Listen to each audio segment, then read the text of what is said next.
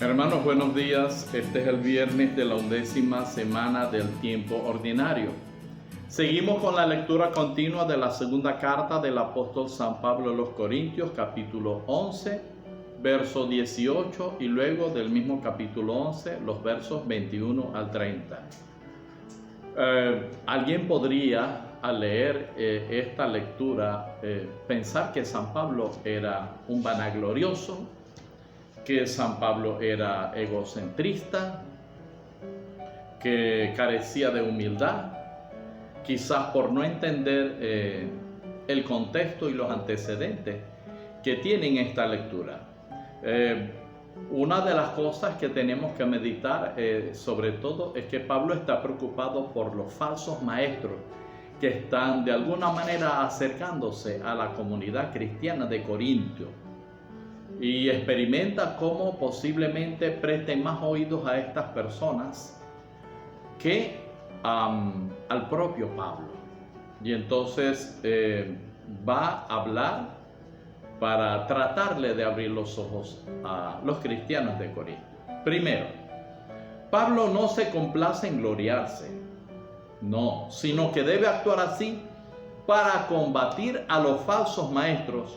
Por consiguiente, imitará a los que se glorían según la manera del mundo. Es decir, miren, nosotros estamos más preparados que Pablo, nosotros conocemos más que Pablo esta situación.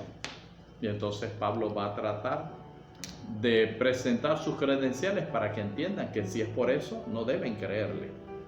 Segundo, queda claro que los falsos maestros que está combatiendo San Pablo son judaizantes.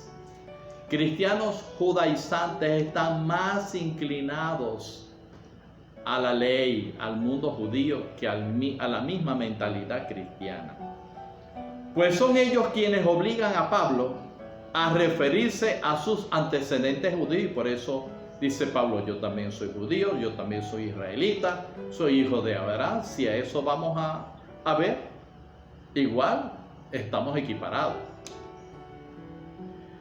Es tan judío como sus adversarios, con el mismo derecho por lo menos a hablar como ellos. Las fatigas constantes por el cuidado de las iglesias no tenían fin. Pablo no encontraba descanso, en todo tiempo estaba pendiente y vigilante. Tenía que velar por aquellas personas con las que estaba temporalmente, pero también por el resto de todas las iglesias que él había fundado, que eran hijas de alguna manera de su ministerio. La caridad cristiana realmente exige que nos enojemos, pero justamente por aquello que produce la caída de otros. Y si esta gente iba a tomar un mal camino, un camino equivocado, entonces había que apelar a todo ese amor que tenía Pablo. Pablo tenía que proteger como sea a estas comunidades de los falsos caminos y de los falsos maestros.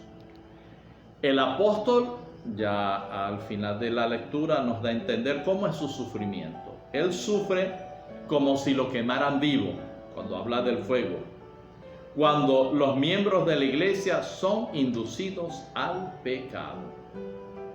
Pablo se ha gloriado no en las grandes obras, precisamente, no en esas obras que fueron muchas y que llevó a cabo, sino en los sufrimientos y en la unión afectiva que guarda con los demás miembros de la iglesia. Que este celo de Pablo lo copiemos nosotros, que su humildad también sea ejemplo y testimonio para todos nosotros. Y no olvidemos que por una parte la caridad debe imperar en nuestras relaciones, debemos cuidarnos los unos a los otros y atentos con los falsos maestros que nos desvían del camino del Evangelio. Amén. Queridos amigos, y seguimos con la meditación del Evangelio de hoy, que es Mateo 6, 19 al 23. Amigos míos, siempre he pensado que nuestra actitud ante las cosas materiales, los bienes temporales que tenemos, ante el dinero, define un poco el grado de madurez que nosotros tenemos. Nosotros debemos ser maduros ante los bienes que tenemos, ante el dinero que tenemos, ante las posesiones que tenemos. No nos podemos equivocar. Bien, primera idea de Mateo 6, 19 al 23, que es el evangelio que nos toca meditar.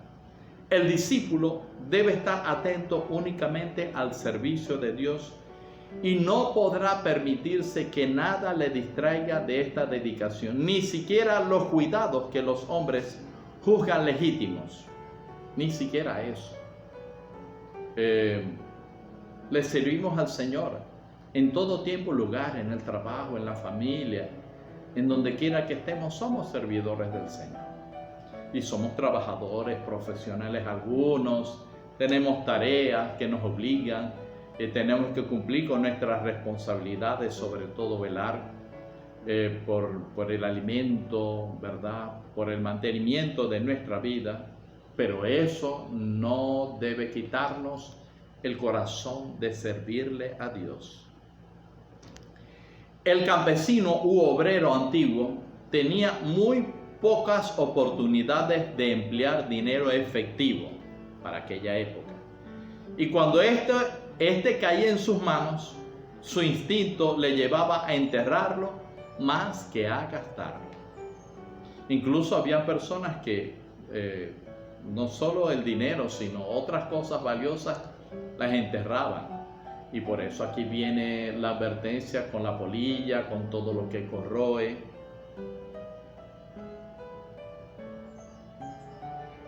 Se sentía especialmente inclinado a ocultar su pequeña provisión de monedas en tiempos de inestabilidad política, pero siempre existía también el problema de los ladrones que estaban pendientes. La sentencia explica que no es posible almacenar tesoros duraderos en la tierra, porque nada de lo que tenemos es eterno, nada. Todo tiene un tiempo, todo es temporal. Solo la justicia realiza cosas de valor permanente, solo ella. Y por eso la invitación de la palabra de Dios es a vivir para servirle a Dios, para que se extienda su reino de justicia, de amor, de verdad, etc. El reino que Cristo vino a predicar, a instaurar. En una concepción fisiológica vulgar, el ojo es la abertura a través de la cual pasa la luz. El ojo debe ser sencillo, es decir, debe ser sano. Si el principio de la luz oscurece todo el interior del hombre, entonces ¿qué pasa? Que quedará en tinieblas. ¿Dónde está tu tesoro? Allí está tu corazón. Si tu tesoro te lleva por el camino de la oscuridad, pues eso es lo que eres, amigo mío, un murciélago, una persona que está ciega.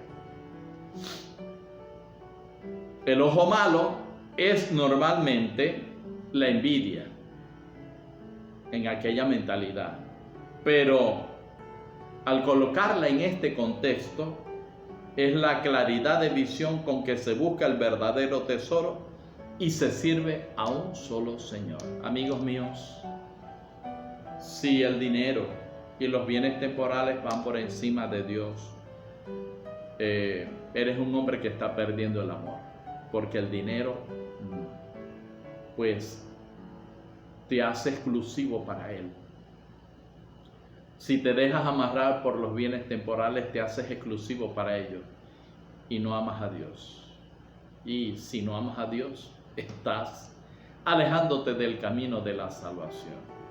Te convertirás en una persona que no es buena, hermana, porque el problema con este tipo de apegos es que por ser tan exclusivistas no te permiten amar ni a Dios ni a más nadie. El dinero, nos valemos de ello, y está para nuestro servicio, pero a quien le servimos nosotros es al Señor. Dios te bendiga en el nombre del Padre y del Hijo y del Espíritu Santo.